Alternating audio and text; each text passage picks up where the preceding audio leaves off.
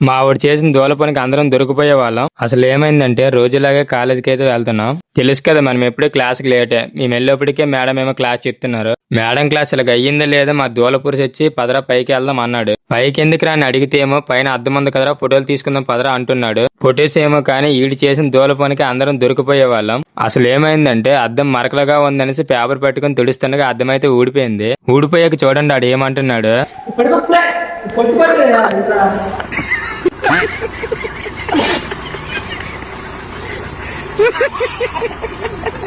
అలా కింద మీద పడి ఎలాగున్న అద్దం అలా పెట్టేశాడు. అలా క్లాసులన్నీ అయ్యాక బస్ స్టాప్ లో అయితే ఇల్లు కూర్చున్నాం.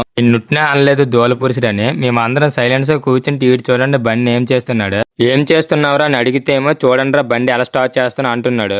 బండి స్టార్ట్ చేసి ఏమి ఎరగని బొరుగులాగా చూడండి ఎలా వెళ్ళిపోతున్నాడు.